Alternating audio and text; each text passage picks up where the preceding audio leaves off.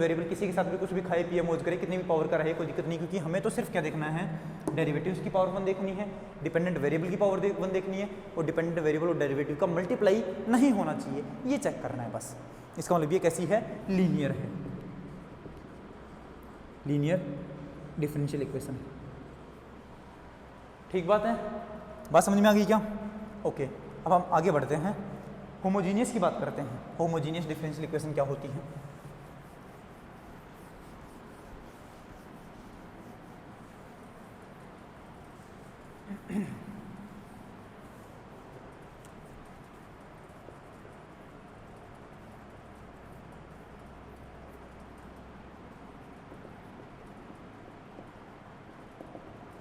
Homogeneous differential equation, homogeneous differential equation क्या होती है देखना,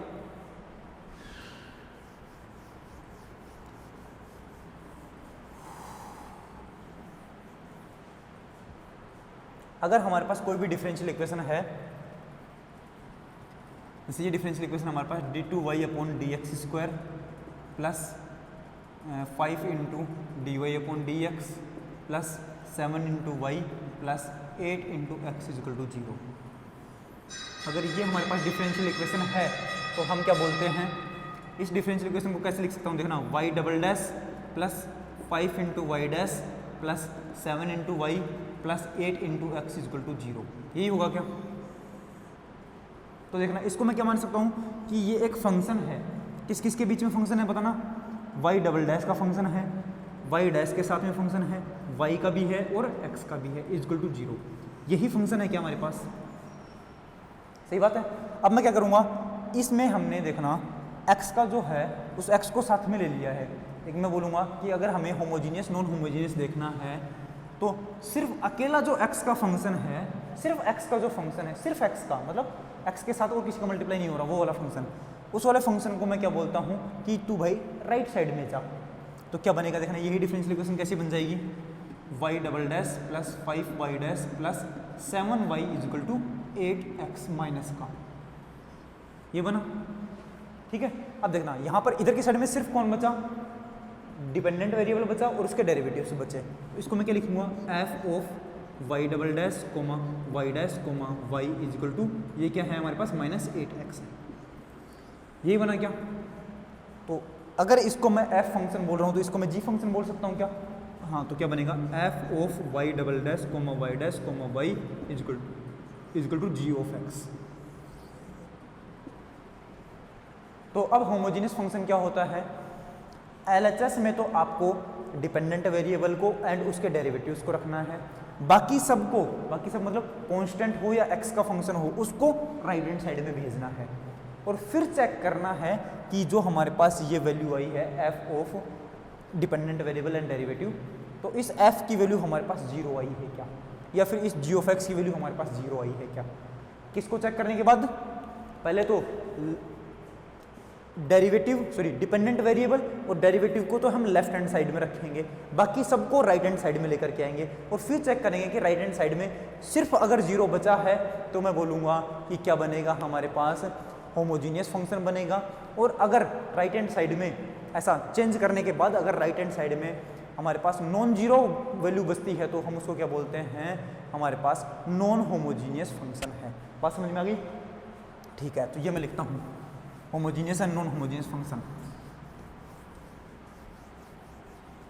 तो क्या बोल देता हूँ देखना, डिफरेंशियल इक्वेशन की जनरल फॉर्म क्या होती है वो लिख देता हूँ, let f of x comma y comma y dash comma y double dash comma ऐसे y to the nth derivative is equal to 0 be the general form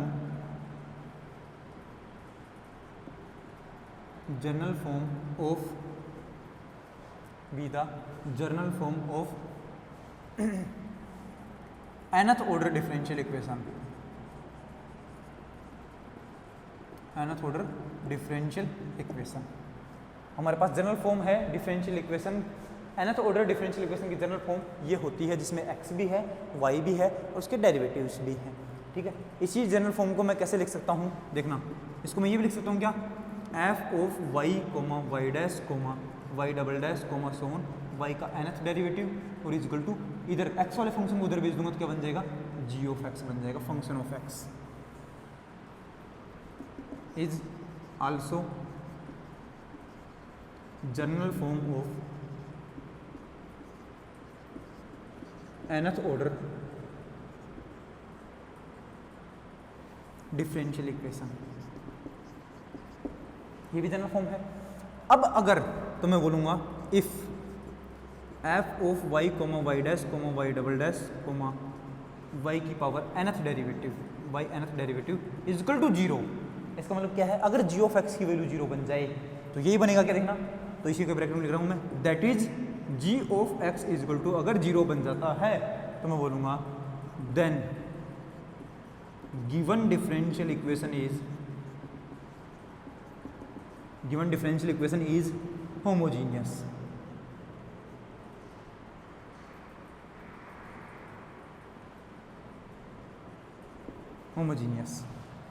and if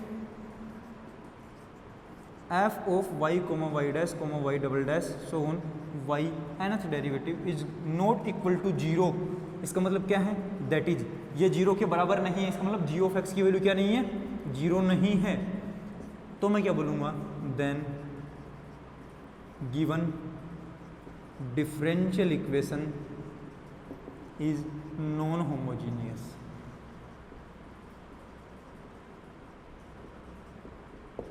given differential equation is non homogeneous. समझ में आ गई। पहले differential equation की general form लिखेंगे।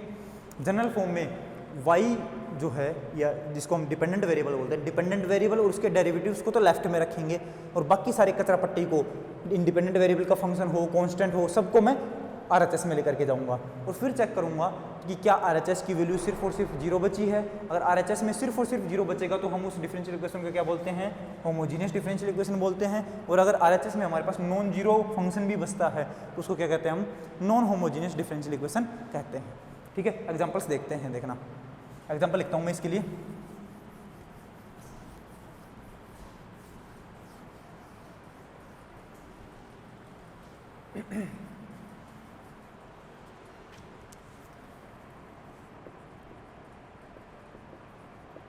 Examples है, first example है dy upon dx plus y plus x is equal to 0 या फिर इजकल टू x। सेकेंड है हमारे पास d2y upon dx square plus 2dy upon dx plus y is equal to sine x।